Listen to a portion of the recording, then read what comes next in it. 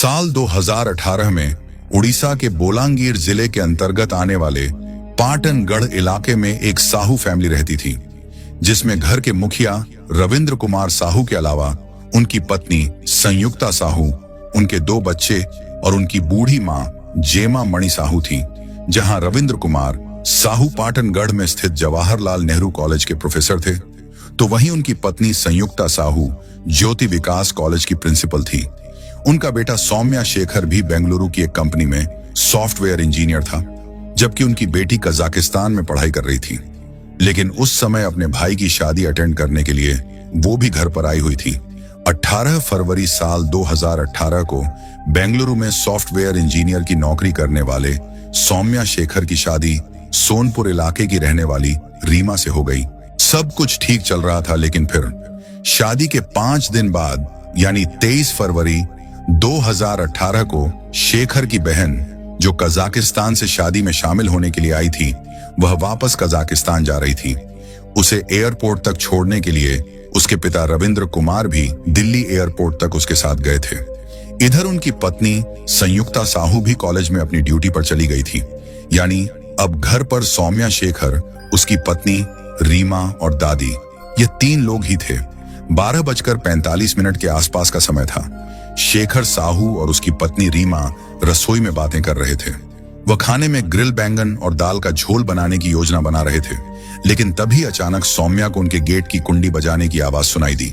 उसने जाकर देखा तो गेट पर एक डिलीवरी बॉय खड़ा था। उसके हाथ में सौम्या के नाम का एक पार्सल था। बॉक्स के ऊपर एक घिसे हुए स्टिकर पर लिखा था कि इसे एस के सिन्हा ने रायपुर यानी उड़ीसा से करीब 230 किलोमीटर दूर से भेजा था। उस पार्सल को हरे कागज में कवर किया गया था, जिसमें से सफेद धागा बाहर निकला हुआ था। उसी समय पीछे से उनकी 85 वर्षीय दादी जेमा मणि साहू भी पार्सल देखने के लिए आ गई। सौम्या शेखर ने अपनी पत्नी से कहा कि मुझे तो ये शादी का गिफ्ट लगता है, लेकिन मुझे नहीं पता इसे भेजने वाला कौन है, क्योंकि मैं तो रायपुर में किसी को भी नहीं जानता। बातें करते हुए सौम्या शेखर उस पार्सल को भी खोल रहे थे, लेकिन जैसे ही उन्होंने उस धागे को खींचा तो रसोई में बहुत जोर का धमाका हुआ। वहां पर एक बिजली सी चमक गई और धमाका इतना जोरदार था कि वह तीनों इधर उधर बिखर गए। उनके शरीर से तेजी से खून बहने लगा। उस धमाके से छत का प्लास्टर फट गया और वाटर प्यूरिफायर भी टूटकर बिखर गया। खिड़की भी कई टुकड़ों में टूटकर दूर जा गिरी। वह तीनों दर्द से तड़पने लगे। वहीं उनके जिस्मों से निकलने वाला खून पूरे फर्श पर फैल गया। दादी जेमा मणि साहू आग की लपटों में गिर गई थी। सौम्या शेखर ने बेहोश होने से पहले कराहते हुए कहा कि मुझे बचाओ, मैं मर रहा हूं। यह वह आखिरी शब्द थे जो रीमा ने अपने पति को बोलते हुए सुना था। आग ने रीमा के चेहरे और बांह को भी जला दिया था। उसके फेफड़ों में धुआं भर गया था। वह सांस लेने के लिए छटपटाने लगी, क्योंकि मलबा रीमा की आंखों में भी भर गया था, जिससे उसकी नजर धुंधली होती चली जा रही थी। लेकिन इसके बावजूद भी रीमा ने हिम्मत नहीं हारी। वह रेंग रेंग कर बेडरूम तक पहुंचने में कामयाब हो गई।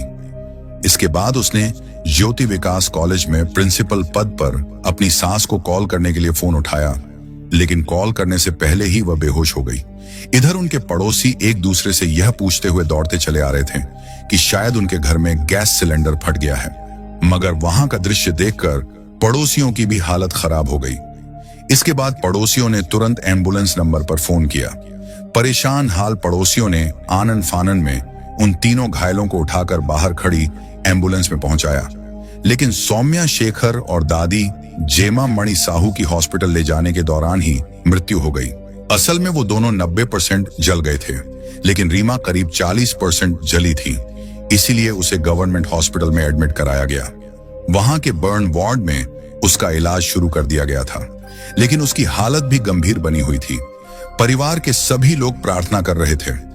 इधर सूचना मिलते ही पुलिस भी घटनास्थल पर पहुंचकर जांच में जुट गई थी। पुलिस ने जांच में पाया कि यह घटना गैस सिलेंडर विस्फोट के कारण नहीं हुई थी, इसलिए पुलिस ने बम स्क्वाड को भी घटनास्थल पर बुला लिया था। लेकिन जैसे ही बम स्क्वाड की टीम रसोई में एंटर हुई तो वो लोग तुरंत समझ गए थे कि यह बम विस्फोट था, क्योंकि उन्होंने रसोई से बारूद की गंध महसूस की थी। और अब पुलिस को भी यकीन हो गया था कि यह बम विस्फोट ही है। लेकिन उन्हें यह समझ नहीं आ रहा था कि आखिर उस घर में बम कैसे आया था और जो 3 लोग इस बारे में जानते थे या कुछ बता सकते थे, उनमें से 2 लोग यानी सौम्या शेखर और उसकी दादी की मौत हो चुकी थी, जबकि रीमा भी अभी बात करने की स्थिति में नहीं थी। इसलिए पुलिस रीमा की हालत के बेहतर होने का इंतजार करती है, क्योंकि पुलिस के पास इसके अलावा और कोई दूसरा रास्ता भी नहीं था। फिर एक सप्ताह बाद यानी 3 मार्च 2018 को रीमा की हालत में सुधार होने के बाद उसे थोड़ी पूछताछ की जाती है। रीमा ने पुलिस को उस समय केवल इतना ही बताया कि 23 फरवरी को दोपहर 12 बजे के आसपास उनके घर पर स्काई किंग कोरियर सर्विस से एक पार्सल आया था। इस बात का पता चलते ही पुलिस बिना समय गवाए तुरंत स्काई किंग कोरियर ऑफिस पर पहुंचती है और उस व्यक्ति के बारे में पता लगाती है जिसने वह पार्सल डिलीवर किया था। साथ ही यह भी पता करने की कोशिश की जाती है कि वह पार्सल किसने भेजा था। जांच के दौरान पता चलता है कि वह पार्सल किसी एस के सिन्हा नाम के व्यक्ति ने रायपुर से भेजा था, लेकिन जब पुलिस छानबीन करती है तो पता चलता है कि वह नाम और एड्रेस दोनों ही फर्जी हैं और यहीं पर पुलिस से एक छोटी सी गलती हो जाती है। दरअसल पुलिस ने मीडिया को इस केस की जानकारी देते समय गलती से पार्सल भेजने वाले का नाम एस के सिन्हा के बजाय आर के शर्मा बता दिया था, लेकिन पुलिस की यह गलती भी आगे चलकर इस केस को सॉल्व करने में बहुत बड़ा सुराग बन जाता है। अब क्योंकि यह नाम कातिल का था, इसलिए यह गलत नाम मीडिया के जरिए आग की तरह पूरे उड़ीसा में फैल गया और पुलिस ने भी इस पर ध्यान नहीं दिया था। पुलिस इसी तरह जांच करती रही और जब उस स्काई कोरियर ब्रांच का सीसीटीवी फुटेज चेक करने की कोशिश की गई तो पता चला वहां पर कोई सीसीटीवी कैमरा ही नहीं है। इसके बाद पुलिस ने शेखर साहू के दोस्तों और परिवार वालों से भी पूछताछ की। पुलिस ने शेखर के माता पिता से पूछा कि क्या उन्हें किसी पर शक है या फिर उनकी किसी से कोई रंजिश हो। इस पर शेखर की मां ने बताया कि हमारी किसी से कोई दुश्मनी नहीं है और ना ही हमें किसी पर शक है।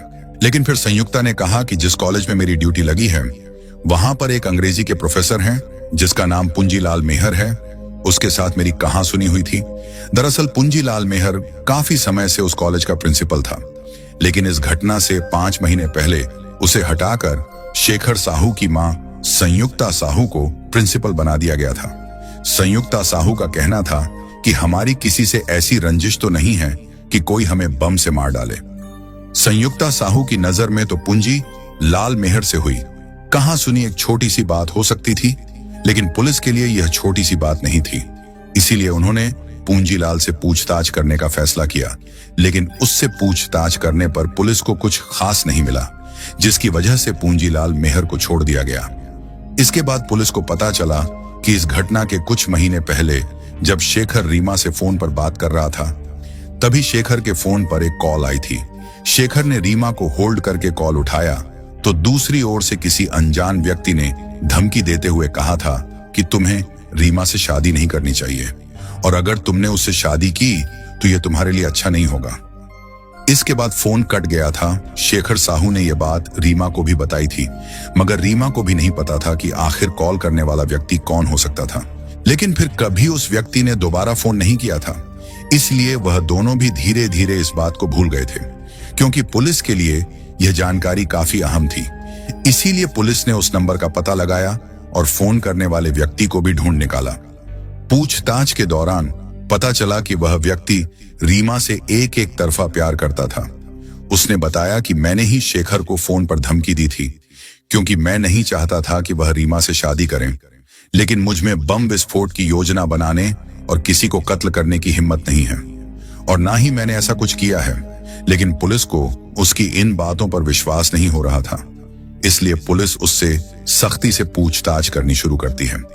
लेकिन वह बार बार यही बात कहता रहा कि मैं बेकसूर हूं। इसके बाद पुलिस ने उसका पॉलीग्राफ टेस्ट यानी लाइव डिटेक्टर टेस्ट भी किया, जिससे पता चला कि वह झूठ नहीं बोल रहा है। इसीलिए पुलिस ने उसे भी रिहा कर दिया। इसी तरह करते करते इस वारदात को 3 सप्ताह बीत चुके थे।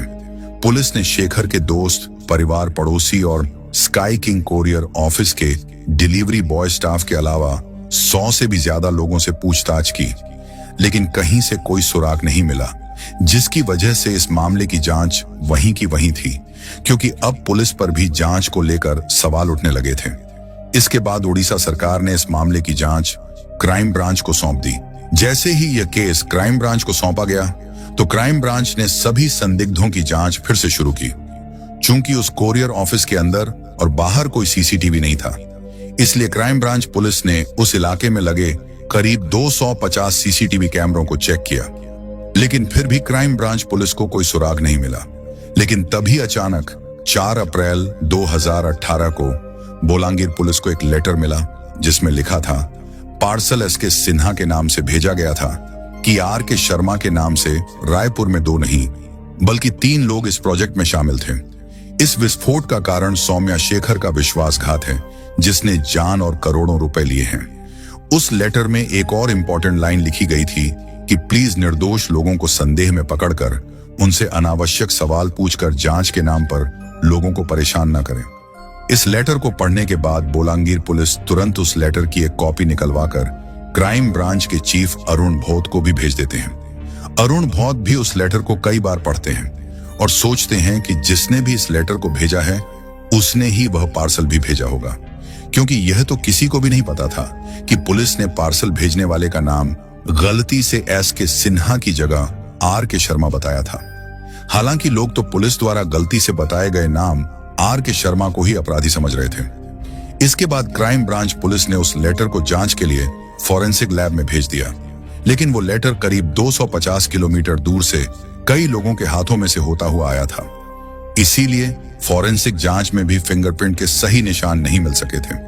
लेकिन फिर पुलिस ने सोचा कि क्यों ना यह लेटर शेखर साहू के घर वालों को दिखाया जाए, हो सकता है वह लोग इस हैंडराइटिंग को पहचानते हों। इसके बाद लेटर शेखर के परिवार वालों को दिखाया गया। पहले तो शेखर के घर वालों ने कहा कि उन्हें तो इस हैंडराइटिंग से किसी पर कोई शक नहीं है और उन्हें नहीं पता कि यह लेटर किसने भेजा होगा। लेकिन फिर अचानक शेखर की मां संयुक्ता साहू की नजर उस लेटर पर एक जगह ठहर गई, जिसकी वजह से उन्होंने लेटर को कई बार पढ़ा।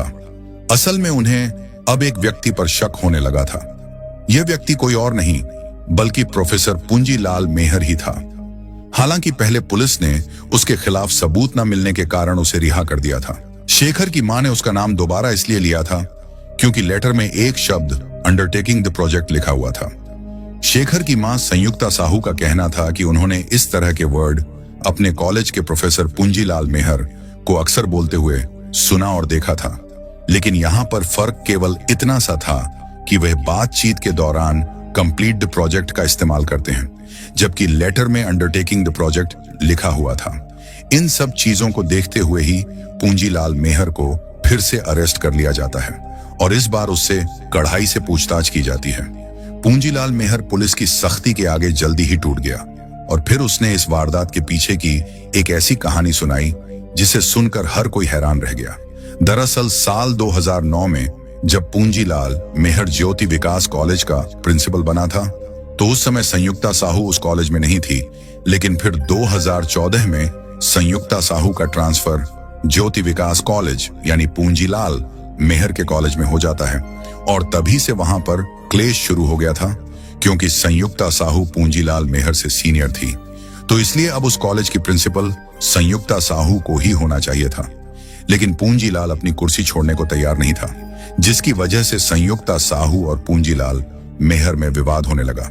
लेकिन पूंजीलाल यह तो समझ ही गया था कि आज नहीं तो कल उसे प्रिंसिपल की कुर्सी छोड़नी ही पड़ेगी। और फिर होता भी यही है, क्योंकि साल 2017 में संयुक्ता साहू को प्रिंसिपल बना दिया जाता है। यानी पूंजीलाल को ना चाहते हुए भी वह कुर्सी छोड़नी ही पड़ती है, जिसकी वजह से पूंजीलाल मेहर के अंदर बदले की भावना पैदा होने लगी थी। तभी से वह बदला लेने के बारे में सोचने लगा था और कुछ ऐसा तरीका ढूंढने लगा था जिससे उस पर किसी को कोई शक भी ना हो। वह हर वक्त यही सोचता रहता था कि इन सब की जिम्मेदार संयुक्ता साहू ही है।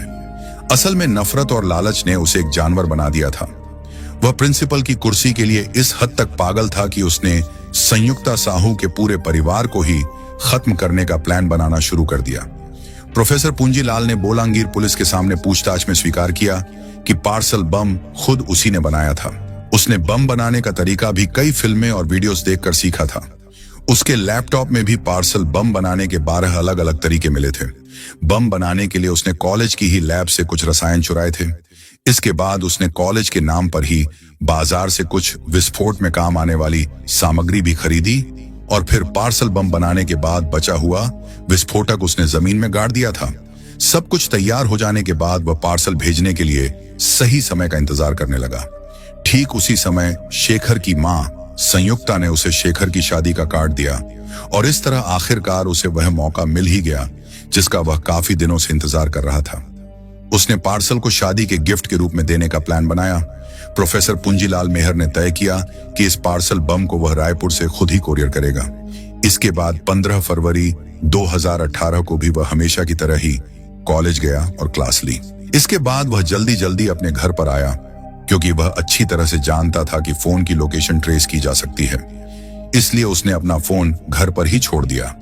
इसके बाद पार्सल को लेकर वह रेलवे स्टेशन पर आ गया।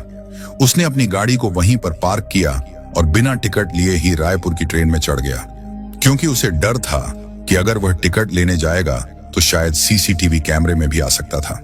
इसके बाद जब ट्रेन रायपुर स्टेशन पर पहुंची तो उसने अपने चेहरे को गमछे से ढक लिया। रेलवे स्टेशन से बाहर निकलकर उसने एक ऑटो रिक्शा लिया। फिर शाम 5 बजे के आसपास वो एक कोरियर ऑफिस पर पहुंचा। कोरियर ऑफिस के पास पहुंचकर उसने पार्सल और एड्रेस ऑटो ड्राइवर को दिया और उससे कहा कि यह पार्सल इस एड्रेस पर भेजना है। ऑटो ड्राइवर पूंजीलाल से पार्सल और एड्रेस लेकर चला गया, जबकि पूंजीलाल ऑटो में ही बैठा रहा। लेकिन जब ऑटो ड्राइवर ने अंदर जाकर कहा कि वह एक पार्सल भेजना चाहता है तो कोरियर वालों ने उससे पूछा कि इस पार्सल में क्या है, और जवाब ना जानने के कारण ऑटो ड्राइवर वापस आ गया। उसने पूंजीलाल से कहा कि वो लोग पूछ रहे हैं कि इस पार्सल में क्या है। इस बात से पूंजीलाल गुस्से में आ गया। वह पार्सल लेकर वहां से चला गया। इसके बाद पूंजीलाल ने थोड़ी दूर पैदल चलकर दूसरा ऑटो लिया और ड्राइवर से कहा कि उसे दूसरे कोरियर ऑफिस पर जाना है, और फिर वो स्काई किंग कोरियर ऑफिस पर आ गया। पूंजीलाल ने इधर उधर देखा तो उसे वहां पर कोई भी सीसीटीवी कैमरा नजर नहीं आ रहा था, इसलिए वह ऑटो से उतरा और अपने चेहरे से गमछा हटाकर जल्दी से ऑफिस के अंदर चला गया। उसने पार्सल भेजने के लिए दिया, लेकिन वहां पर भी यही पूछा गया कि इस पार्सल में क्या है। पूंजीलाल मेहर ने उन्हें बताया कि इस पार्सल में मिठाई है, लेकिन अजीब बात यह है कि कोरियर वालों ने भी उसका विश्वास कर लिया था। पार्सल को उसके फर्जी नाम एस के सिन्हा से बुक कर दिया गया और संयुक्ता साहू के घर में भेज दिया गया। पार्सल भेजने के बाद वह तुरंत ही अगली ट्रेन से वापस अपने घर आ गया। इसके बाद अगला दिन भी उसके लिए बिल्कुल ऐसा ही नॉर्मल था जैसे कुछ हुआ ही नहीं था। पूंजीलाल कॉलेज जाने लगा और उस पर किसी को शक ना हो, इसके लिए उसने शेखर की शादी में जाकर उन्हें लंबी उम्र की शुभकामनाएं भी दी थी। इधर वह पार्सल 20 फरवरी को शेखर साहू के घर पर पहुंच गया था, लेकिन उस दिन उनके घर में रिसेप्शन पार्टी थी, इसलिए 20 फरवरी को पार्सल वापस लौट गया। और फिर 3 दिन बाद यानी 23 फरवरी 2018 को जब रीमा किचन में खाना बना रही थी, तभी वह पार्सल डिलीवर कर दिया गया था, जिसकी वजह से यह वारदात हुई थी। इसके बाद पूंजीलाल मेहर शेखर साहू के अंतिम संस्कार में भी शामिल हुआ था और इस तरह पूंजीलाल मेहर ने अपराध को स्वीकार कर लिया था। उसके खिलाफ अब काफी सबूत थे, जिसमें कोरियर बिल की वह स्लिप जो शेखर के घर भेजी गई थी और एएसपी को भेजा गया, वह लेटर भी एक अहम सबूत था। इसके बाद पूंजीलाल के दिए गए बयान और सबूतों के आधार पर 24 अप्रैल 2018 को उड़ीसा क्राइम ब्रांच पुलिस ने पूंजीलाल मेहर के खिलाफ चार्जशीट तैयार करके उसे कोर्ट में पेश किया, जहां से उसे जेल भेज दिया गया। हालांकि यह मामला अभी भी कोर्ट में चल रहा है और पूंजीलाल मेहर भी फिलहाल जेल में है। इधर रीमा भी धीरे धीरे ठीक होती जा रही थी। वह हॉस्पिटल से अपने ससुराल आ गई थी। शादी के केवल 5 दिन बाद ही वह रीमा, जिसने अपने पति को खो दिया था, उसने कहा कि शेखर ही उसका पहला और आखिरी प्यार था।